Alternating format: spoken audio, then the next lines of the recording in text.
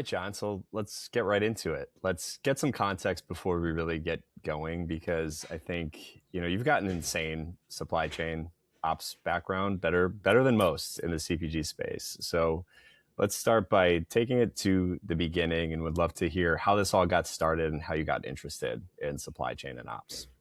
Yeah, really excited to be here, Kyle. I started out being economics and entrepreneurship curious in college, and then got very lucky. One of my friends in college, dad happens to be like an OG supply chain guru. He like wrote the book on supply chain in different ways, and I got to be an intern with him for one summer, and I had no idea what supply chain was. And he showed me this whole world.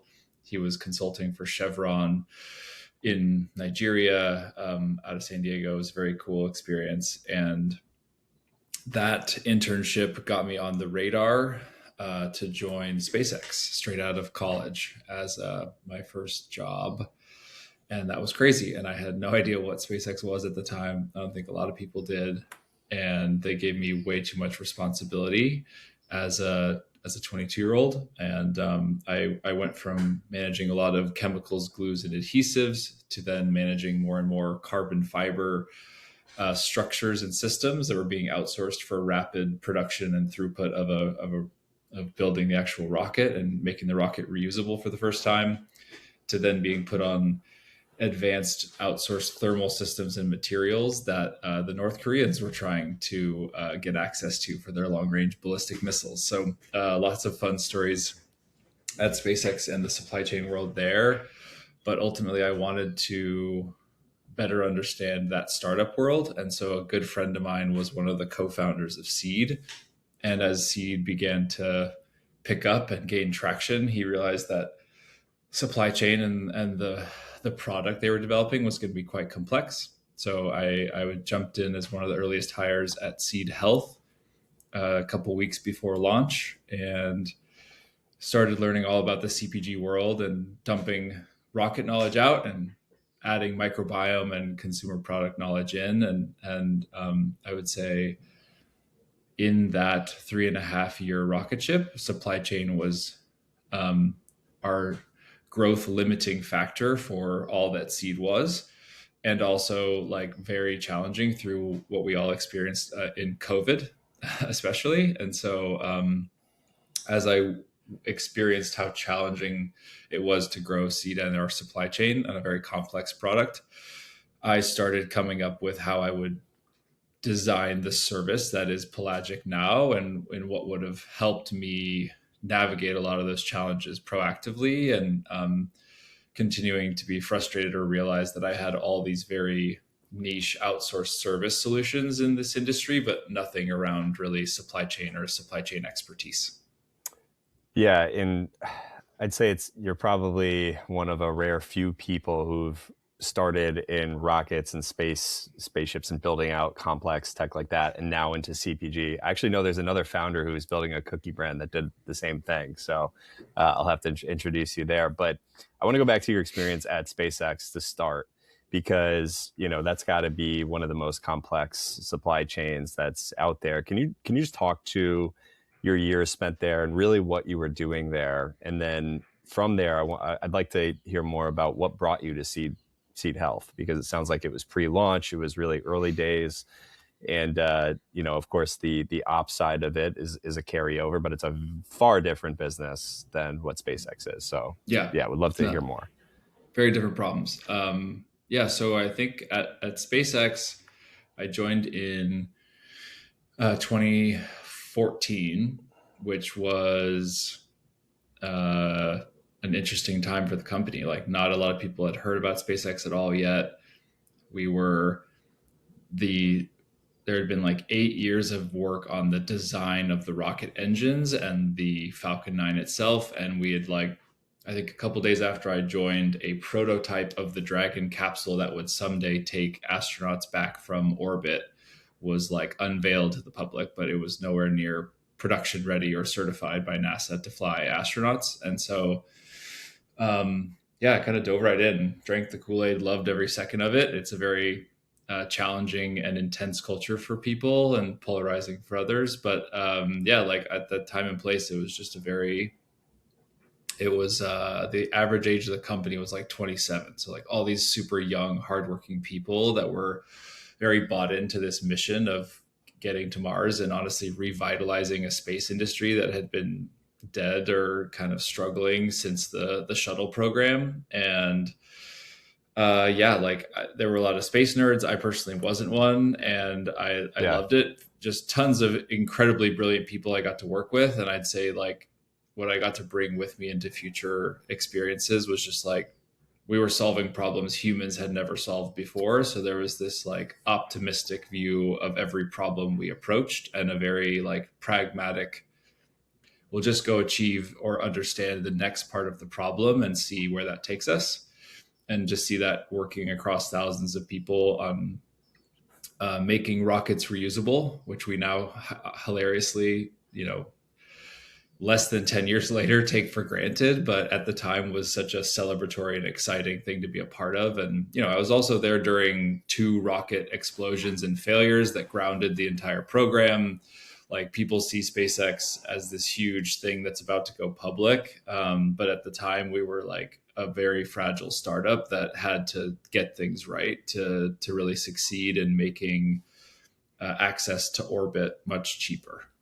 Right, which the problem that you're talking about solving is the reusable nature of rockets, which had never been done before SpaceX pulled it off, right?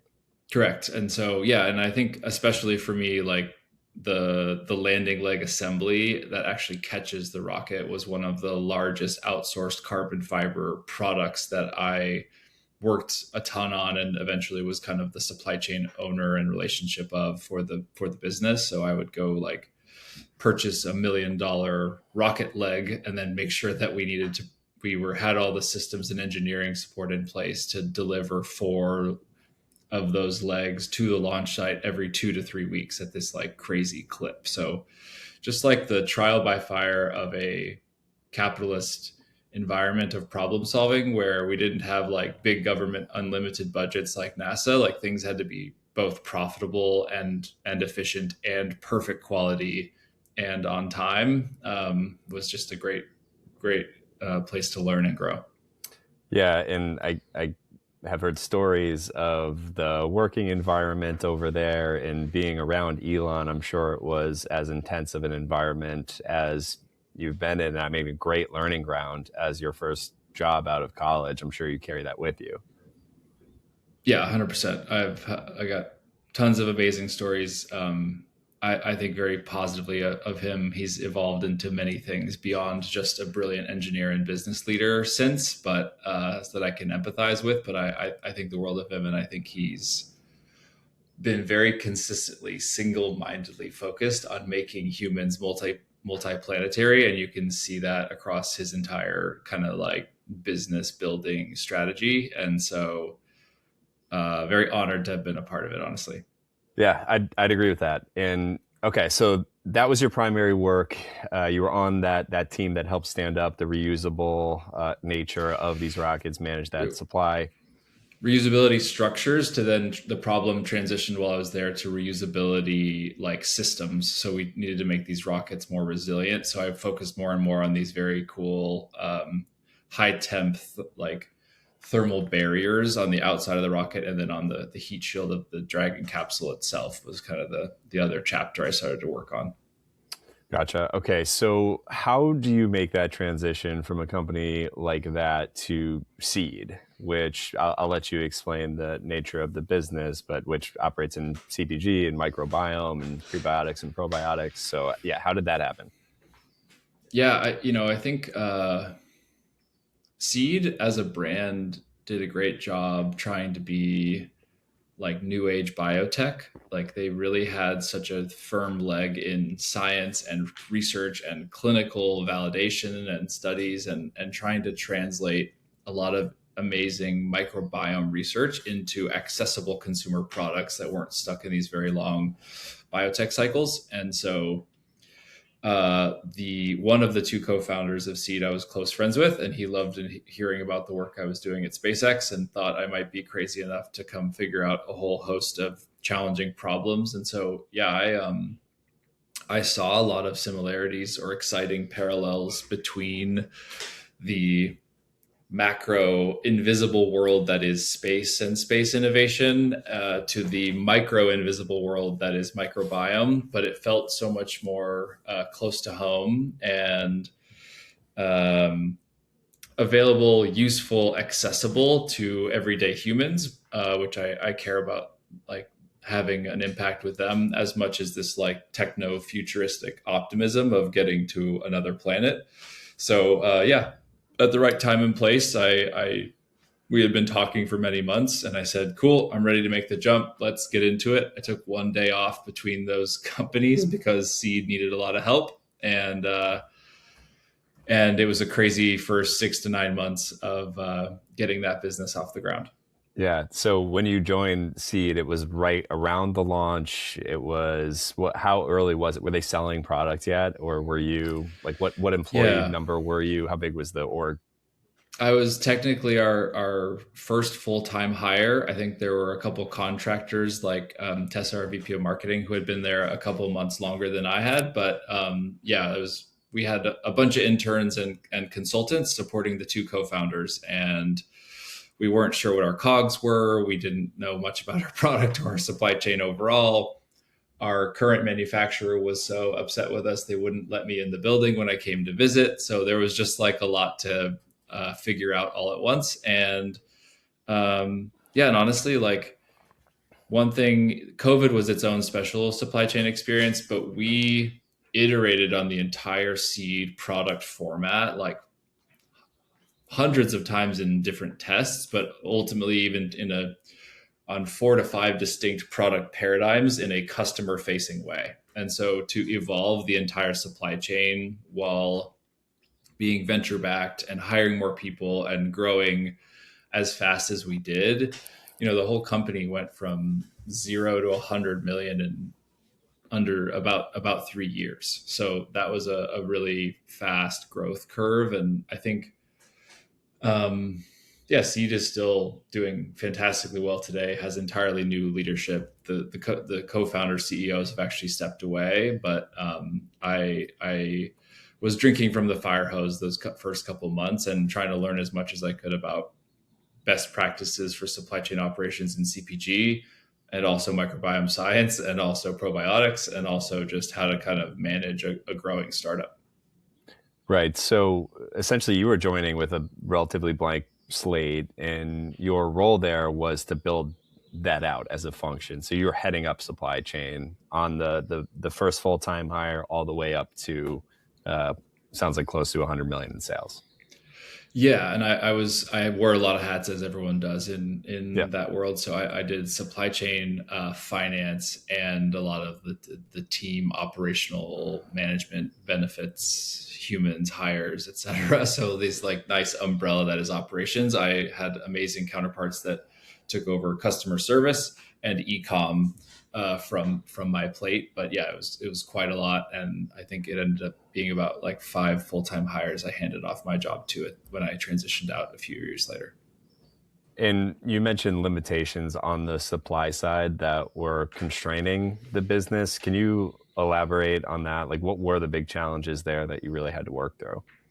Yeah, so we had so many fun challenges and experiences. I mean, Seed was very committed to using novel, sustainable materials and sustainable systems in our packaging. It was part of the brand. So there were like some hilarious early challenges of a um mycelium grown mushroom based tray that we used, or very like water soluble compostable foam in our packaging. But I think on top of that, at the product level, we were sourcing on different iterations of the product anywhere from 18 to 24 unique probiotic strains. They had to be fermented in these giant tanks from all over the world, then shipped or kept cold, usually via air freight, into manufacturing centers. And then ultimately, we in iterating and inventing and reinventing the product, landed on a really novel concept of this like cap in cap, which is still the only probiotic technology that does this today in the market. And it was an idea of basically protecting or insulating live probiotic cells with a heavily dried or dehydrated prebiotic, primarily pomegranate powder in an outer capsule that kind of serves as a protector system and also a release system to get the probiotics alive to the right part of your digestive or intestinal tract. So yeah, a lot of cool science on effectivity to the customer and the product, but then also a lot of work to basically keep very sensitive grown bacteria away from heat or moisture all across the world and into your hands or onto your counter. That actually sounds more difficult than the rocket stuff, but I don't know what your take is on that, because I think at SpaceX, your supply chain was probably all domestic or almost 90, I would Entirely. say entirely, Yeah. right? Yeah. Had Because to of be. regulations. Yep. And so when you're talking about seed, you have to go international for a lot of that stuff. Like what was that? What was more difficult? Um, Different. I think that the biggest challenge, honestly, was that at SpaceX, like I was given an unlimited budget with an abundance of brilliant talent to solve very, very crazier, harder problems. And then at Seed, it was like, do all these things, and you have like maybe an intern to help you, and it has to be done tomorrow, and there's no additional resources. You're very in that startup mode. You're cash and resource constrained. So it's a lot of figuring things out yourself. And so I would give Seed kind of the higher ranking on difficulty, but also just a higher degree of responsibility as well. Yeah, I think that summarized nicely the difference between tech and CPG, with the resource constriction and really the way that founders need to build their entire organizations, not just supply chain, in our industry now. So yeah, I can see that. So okay, so you went to Seed Health, and then it sounds like that was the seed for you starting Pelagic, which is the company you're building now, and what we're here to talk about. So yeah, can you talk about the completion of your work at Seed, and then when you realized it was time to build something on your own? Yeah, so COVID was fairly brutal. It was amazing for our sales. Everyone was sitting at home buying things online, and they also were like suddenly aware of a microbiological thing that could shut down the world, which really helped their awareness of the importance of probiotics. But um, like I honestly tracked like the spread of COVID around the world because it was relevant or impacting like earlier and earlier stages of my supply chain. So as a subscription business, that was an extremely stressful experience of people going, oh my gosh, I need this more than ever for my health. And oh my gosh, this is the hardest it's ever been to get all the components I need to deliver you an amazing product. So I think as I leveled things out or got through some of the acute challenges that COVID brought to our supply chain, and we saw some really impressive clinical results from our product, and then ultimately completed the successful 30 million Series A, I felt very confident that Seed was going to be good to go on the next chapter of its growth. And I think we were about 80 full-time people at that point, and just such a larger organization than the 3 to 4 I started with, that I felt ready to move on and transition out, and handed supply chain, finance, HR, a lot of things off to these like really capable people, and that we can now afford to pay. So I have nothing but deep appreciation for that whole experience and how it's going. And I hope Seed gets on the exit meter sometime soon to be great. But yeah, like Era and Raja are both some of the most impressive, hardworking, and unbelievable founders or co-founders I've ever seen. Still, as I get to work with many of the other founders in Pelagic, and I'm excited about what they're working on next and their next ventures. So Yeah, it's navigating COVID in supply chain must have been honestly a total nightmare. I did it on the retail side of the business during that same time period, and it certainly prepares you well, I think, for the challenges that we're seeing today. And thinking back on it, it's like I don't know if we'll ever go through a crazier time period, but things seem We'll to see. continue to pop up, and we'll get to that. I'd love to hear more about how you track events and really like the redundancies, or how you protect against them, and we'll touch on that. But before we do, so you were wrapping up at Seed. Did you know right away that you were going to start Pelagic next? Did you take some time off? What was like that discovery period like for you? Yeah, so the other fun things that were happening for myself in the background during SpaceX and Seed, I was hosting. I love building community, and I've always loved supporting other founders. So I was actually hosting and throwing uh, micro festivals in Mexico for a bunch of other founders. And they were like 300-person events, a lot of really impressive people that have now gone on to build like unicorns, both in space tech and CPG, attended those events. And they were just like fun and like a great way for me to network in the whole community. But I did 3 years of that. And in doing so, met some of my closest friends, now business partners. And we started a concept around a venture studio we call Venice Ventures, or just building companies together and sharing our collective perspective, insights, network, and trying to help each other across 4 or 5 different businesses succeed. So I was witnessing and helping in that transition phase, the first two of those entities of the five now, and it gave me a lot of um, confidence and also like emotional support and emotional readiness to go say, oh, I'm ready to try and build my own business now, which I can empathize with a lot of founders is a scary process. But Pelagic specifically,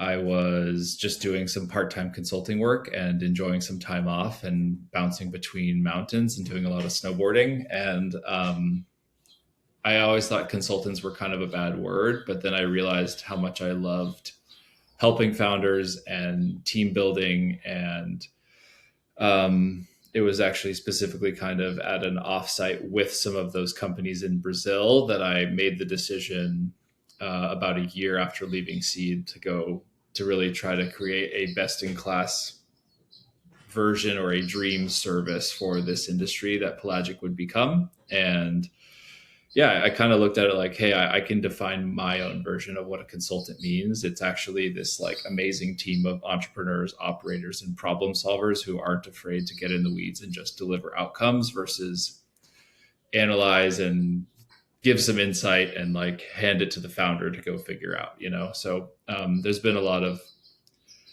amazing iterations since then. I've been working on Pelagic maybe almost 4 years in terms of crafting and designing it, but we've been officially launched and in the world for just 2 years. Yeah, and I agree. I think the consultant's getting a bad connotation. It's when you deliver a playbook and you don't help teams execute. So if you're doing the execution work and you can see it through to the results, I mean, I came from a consulting background as well, and that's what we would focus on, and how to drive the most impact. So it makes sense on that level. And I know you first had the idea about 4 years ago, building it through Venice Ventures, and then you've been running it as the CEO since then.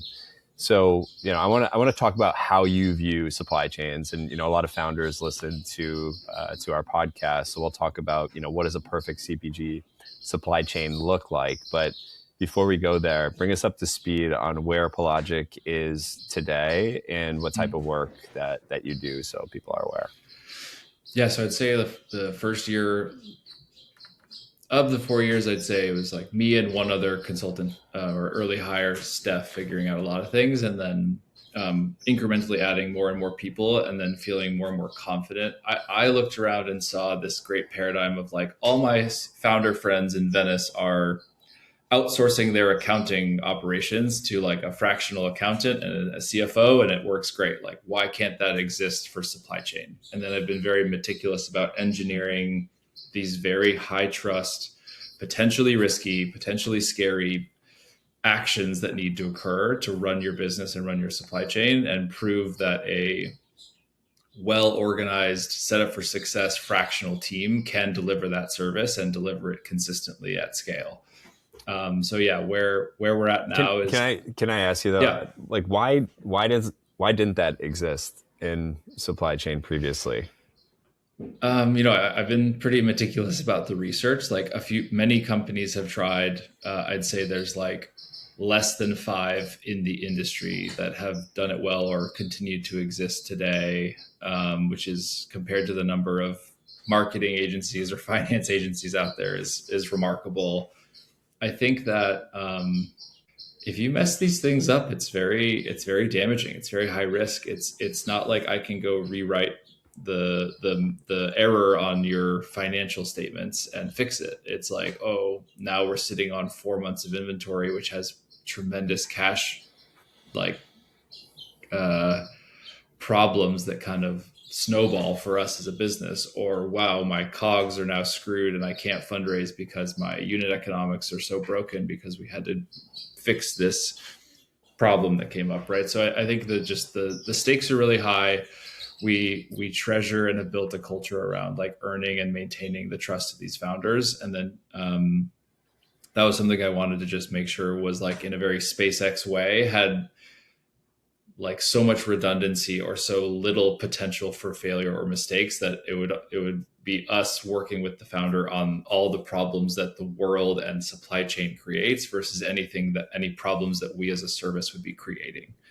And so I feel confident enough to tell you I'm really excited and proud of that service we're delivering. And we're now, a 35 going on 40 person team and growing really, really fast, and here to continue working with all those brands and founders that are setting the bar or the standard in their industry or their product category, and really trying to innovate or work on challenging product supply chain or growth problems that we're excited to work on with them. Yeah, makes a lot of sense. And we've covered your backstory and sort of what you've seen. You've seen a lot in the world of supply chain. So let's get to how you view these whole systems. And you work with a lot of some of the best brands in the CPG space, some of the top emerging brands. So when you're evaluating a potential partner to work with or dig in with, how do you evaluate their capabilities and help them build a bridge to what might be a perfect CPG supply chain? Like, where do you even start? Yeah. Systems is a great word. So systems is how we think about everything that we do at Pelagic. And I think it's been a huge benefit to us because it's given us this ability to stay flexible and pragmatic and relevant and accessible. We seek to understand context and where these founders are at first before then providing or thinking about the best solutions or fixes for their systems. Your supply chain is a system. The way your business relates to your supply chain is also a system. The way your team uses those systems is a system. So I think when you talk about a perfect supply chain, I love my job because there's just so much variability. I get to see so many different businesses, and we have to stay flexible in deciphering the fundamentals of what their system or constraints require and need. But I mean, obviously the first place I'd always start with is, tell me about the founder. So the human leading it, their skill sets, what they are best at, what they want or don't want to be involved in terms of running that supply chain. The customer can tell me so much about how the product, the business, and the team are going to behave, or the things they need or are missing. After we kind of understand the founder and their business, we move into understanding the supply chain and the product and everything that founder has kind of been through. You'd be blown away by the supply chain trauma that exists in the world for these founders. Like the stories I've heard are wild. And so our best customers are the ones that have kind of tasted the pain that supply chain can create for them, but they're not so destroyed by it that the business is still like can be really optimized and improved, ideally with time to spare. Supply chain's a slow moving thing. It's hard to do fixes in days. We typically need weeks. But I would go into the supply chain next and ask a lot of questions about the way it's built and where it needs to get to. And then the kind of last place I'd go is, a lot of times they have great supply chain partners, but those partners are being set up for failure, right? Like, hey, my manufacturer just like won't work with me on this stuff. And we look at it, we're like, well, did you give them any sort of heads up on how much you'd need? And the answer is no, right? So those business systems that we have an increasingly better understanding of what best practices are. And honestly, AI is a really, really exciting new future of those systems. Is also where we spend a lot of our time building solutions for the company. I'll add, like, as kind of an addendum, like sometimes we do work with companies from idea stage to multi-hundred millions in revenue. And so sometimes the founder directly is our customer, and sometimes it's their team and like their VP of ops or their ops or operations team. And so on those later stage companies, we also have really powerful tools for training or teaching or upscaling the actual talent that is on those teams. And sometimes that's the preference of leadership. They go, I really love this person. They're great. They're a great culture fit. They're just not quite there on capability. Can you, Pelagic, kind of help us get them there?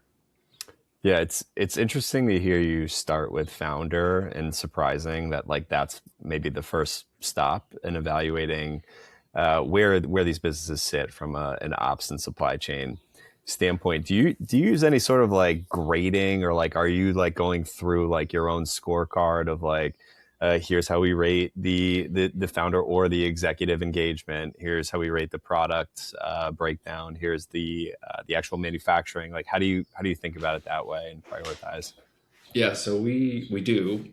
We have scoring for founders or the customer in general. It's a really powerful way for us to communicate kind of where the customer is at emotionally. And we do that actually to empathize or to meet them where they're at. Like, we've had founders go, oh my gosh, my COO quit 2 days ago and I need help immediately, and please come help me. And also all these things are on fire, right? It's good to know that they're in that headspace versus like, oh, I just finished a fundraise and we'd like to start optimizing these things and get ahead of it, right? So yes, absolutely. We have a system for understanding the founder and where they're at. But more importantly, every client we will ever work with starts with our discovery process, which is a very refined evaluation of 16 different categories of their business. And we not only evaluate important sub segmentations of their supply chain in that evaluation, but we ask a lot of questions about other pieces of their business operation, because we want to understand what processes or systems exist in how you communicate with finance or how you talk to customer service. And so those categories are also involved in that kind of audit framework. So we have a complete understanding at the start of everything they might need, at least like for this month. And then also we have recommendations for what they should be working on 6 to 12 months from now to fix their business. Yeah, so you've got that, you said 16-part framework you run through. You understand every part of the business before you start working, because it seems like you want to wrap your head around who you're working with, how they work, and what systems that you are probably going to bring to the table to plug into theirs. And we call that discovery, and a lot of investors like yourself will use us for that step or process just to help de-risk or understand what they're investing in. Also, like, there's like, we present all of the risks or opportunities the business should be paying attention to with our informed opinion. And then we workshop with the founder, like, how much of those things do they want to manage, or what would be useful for Pelagic to go deliver or move forward or accelerate an outcome for. So we don't necessarily say we should own all these things. We just go, here's your list. Now let's talk about the best or most efficient use of us in these problems. Yeah, it's really interesting. And I was thinking of what you just mentioned. That seems like it's mostly internally focused with the inner workings of the company. In when you think about like the COVID experience with seed health, it's like you almost might want to have one for the externals and like what are the risk factors? And we've got tariffs, we've got war, we have straits closing, and there's all of this chaos, especially internationally, but also domestically. So this is kind of a broad question, but like, how do you pay attention to all of that noise that's out there? And like, can you distill that down to like a customer basis on what's relevant to them? I'm like just genuinely curious to hear how you do that. Yeah. So at a discovery level, we don't have too many opinions for the client around macro externality risk. So like if they're producing a plastic in their packaging and we know the cost of that is going to increase 30 to 40% based on oil availability constraints out of the Strait of Hormuz, like we won't usually put that in discovery. And the reason is because those shocks to the global system are fairly dynamic. Like, if, for all we know, the Iran war will be wrapped up by the weekend. Doesn't look like it will be, but like the day-to-day changes of those things, we try to focus on what we can control in terms of fixing the system in those audit phases. The two ways we will work with customers from there is they'll either say, Pelagic, go deliver me an outcome.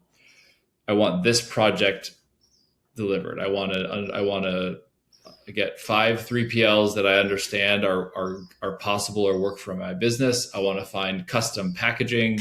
I want to rebuild the way I do my planning and via new AI tools, these really fun dynamic projects. Or they'll say, Pelagic, I want you to run and manage our entire supply chain day to day, which is a way more fun service that we provide. And once we get to that phase, it's like, hey, you, Pelagic, are owning all of my vendor relationships, all our documentation, all our logistics and shipping, all the measurement of COGS and inventory. Once we're in that step, then absolutely you enter a whole new kind of level of service and tracking on.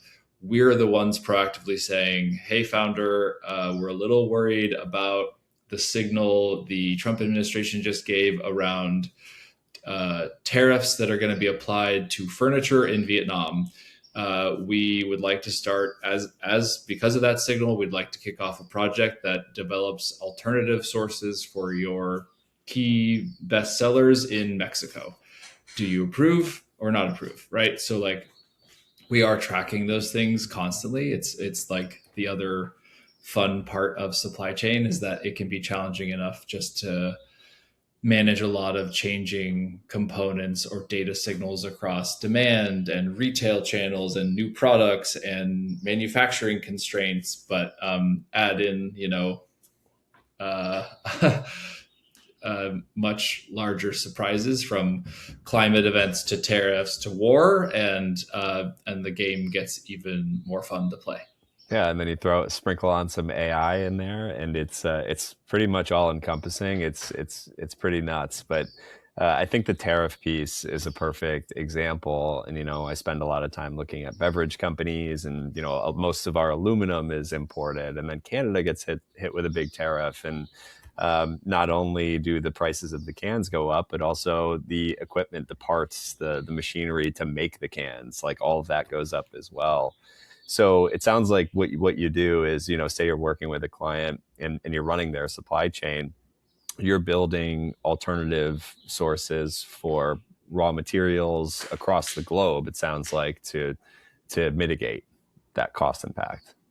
It's not just cost, right? So like there could be inventory concerns that are accumulating from that, or we want to stay ahead of like quality risks that some of these things may create. But no, look, I would say yes, we are managing that, and we're getting better and better at doing that. And AI tools are actually a really exciting efficiency creator of tracking all of these very crazy different inputs that are happening from all over, like all different parts of the world.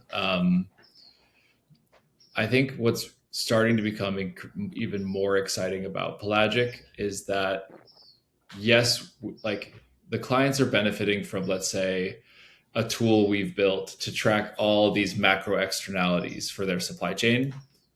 But we are also, we aren't brokers, and we don't sign any partnerships with any one specific supply chain solution or partner across, like, technology or 3PL or manufacturing or packaging. And so we have this like back end view into indexing, or like understanding what is the average price on a carrier rate from this part of the US for this speed of shipment, right? And so we're as we start climbing from this like 80 to 100 client number, like we are, the data set is becoming so significant. I can deliver tremendously more value to the clients as a service than any solo head of operations ever could, because we have this like access to data, but we also have access to like a very high trust network that we are perfecting and understanding and massaging enough to know who's actually the best provider that will listen to us and work with you on the things that you need. And so I think like that future with AI being this incredible brain floating over the whole pelagic operation, and then delivering like rapidly accessible insights to our brands on what they can leverage across our entire ecosystem, is going to be such an exciting future about the way businesses like should run in overall. But yeah, on a macro level right now, we're having fun. I mean, every day is a new day. So I think the latest thing is that anyone that's working with Iran has a 50% tariff per our American leadership. And so we're trying to figure out how enforceable is that, how ambiguous, who's impacted, how far upstream, and which one of our clients should be worried about it, or creating solutions to de-risk that problem. Yeah, it's almost like you might need to add in a global economist, political scientist to your team to help strategize on that stuff. Because yeah, I mean the reality is nobody knows, but with the information you're building up over time too, it sounds like you live in this world. You're saving all of that data, and I'm sure you have your own internal AI brain that you're building that into, and it's getting stronger over time, I would imagine. Yeah, we're building these very exciting brains around our network. We call that like PellNet. We have our own operating system, which enforces or guides a lot of best practices to deliver supply chain outcomes, or maps customer journeys on the growth curve that they're on and the things they will likely need. And then we're also building a lot of like training and human upskill practices, and that we're being very, very thoughtful. I'll bring this back to 4 years of building Pelagic to not mess any supply chains up.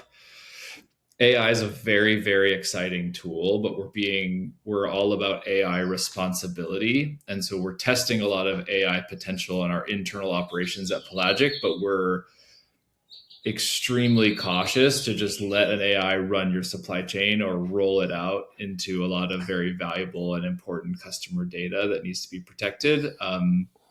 And so I'm excited later this year to start working with our customers on how they can leverage AI kind of through a pelagic perspective of what the best ways to use AI in supply chain are. Yeah, it's the data privacy thing is a big one to get over, and we deal with it on the investing side of the business as well, and it's super powerful tool. But yeah, you can't just be uploading everybody's information into it. So it's Well, it is. there's data, but also like for whatever reason, AI is not that good at math. It's good at a lot of other things, but math it's still trying to figure out. And so I have nightmares of a world an AI adds a couple zeros to a purchase order or pays that invoice, and Yeah, yeah. and it's also a dollar addition on COGS. You need to sell $10 more to make that up. So it's to your point on high stakes on supply chain, that is probably the answer to why there aren't so many fractional supply service businesses out there, because it's so important, and you need somebody on it that you can trust and be a partner in the business. So there you go, comes full circle. But yeah, it's great work which you guys are doing. I've seen it firsthand with the companies that we're investing in and partnering with. So it's quality work. And I think to conclude the conversation, it'd be great to hear from you. If you were a CPG founder, and we work a lot with food, with beverage, personal care, VMS. If you're out there and you're looking at your supply chain, you're trying to reduce your COGS or improve your efficiency, like where would you even start if you were that person and trying to find efficiencies? Um, yeah, I think that so many founders are so good at selling. They are the opposite of me and my team. They're incredible marketers. They're incredibly good at crafting a story and telling a story to a large audience, to the consumer that's listening. And I would just try to get them to think about and understand that we're kind of like, we're the B2B whisperers. Like, we know the best ways and have a lot of experience to get the outcomes they want, and to allow them to let go of and trust us to really orchestrate and guide and lead the supply chain where it needs to go. Like, I've just seen a lot of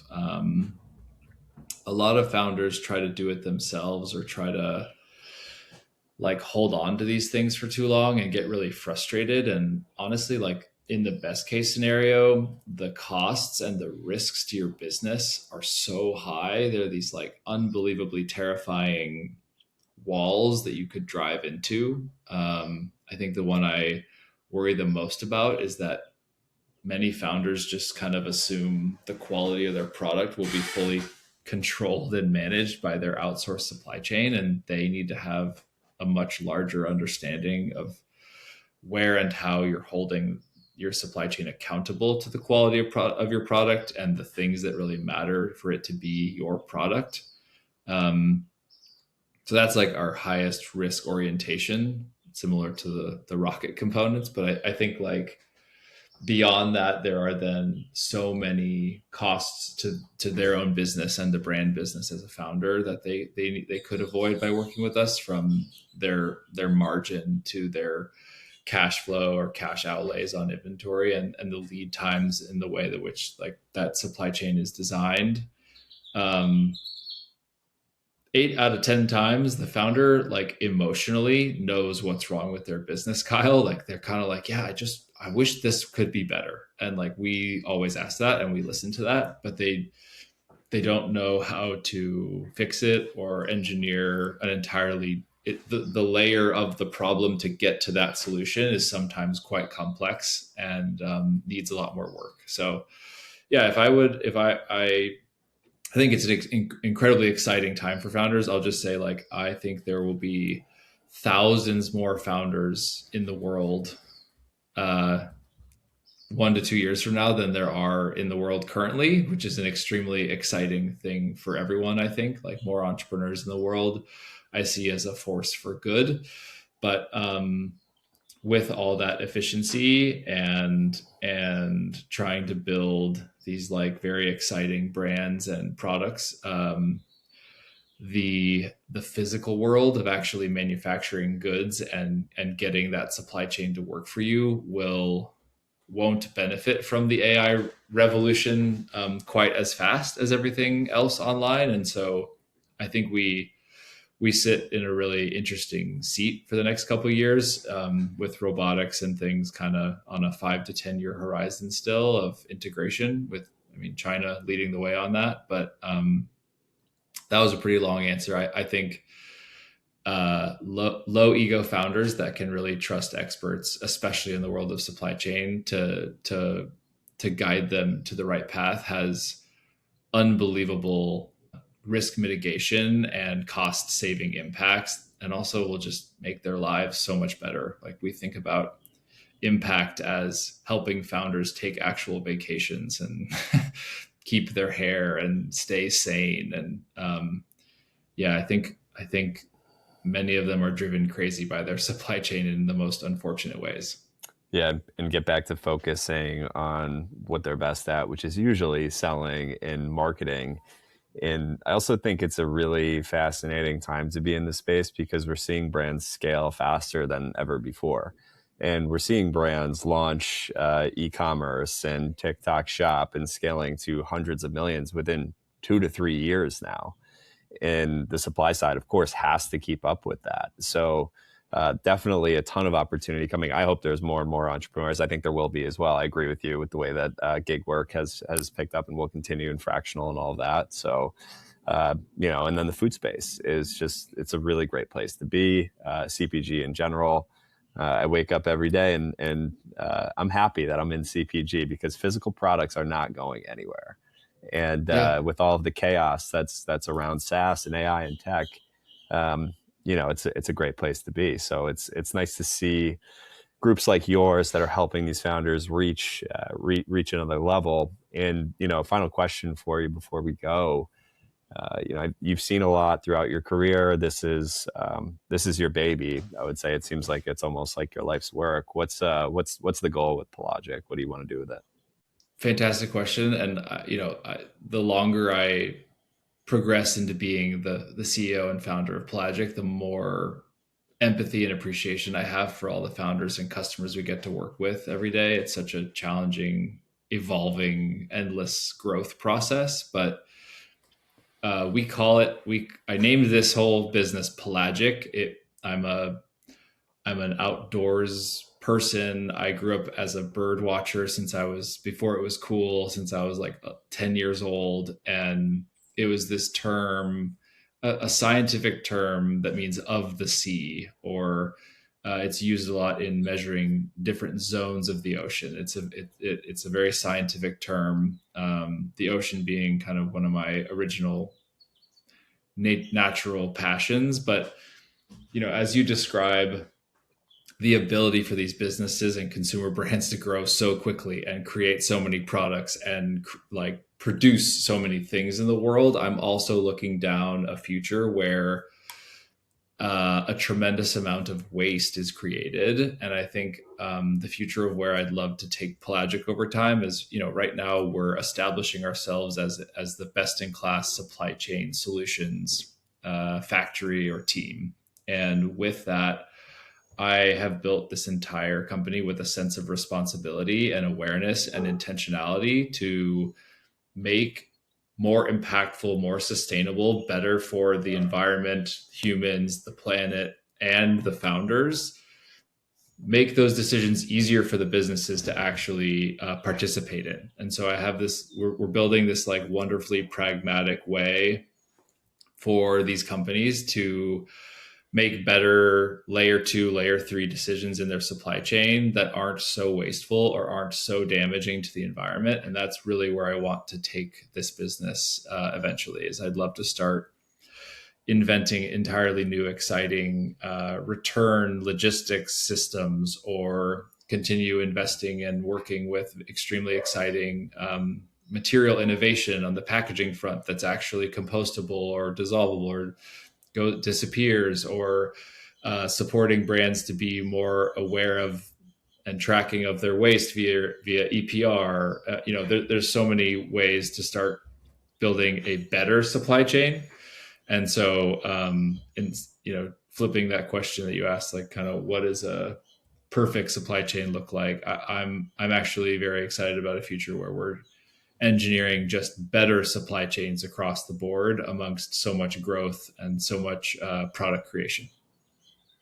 Yeah, and maybe perfect is not the right word. There probably isn't a perfect supply chain that's out there, but if you were able to figure out the reusable rocket side of this, it gives me faith that you can get it done. So, thanks for coming on, John. It is really cool to hear your story, and we're absolutely going to be following it and seeing what you do with all these interesting new brands that are popping up and growing. So, I appreciate you coming on, and it's been a good chat.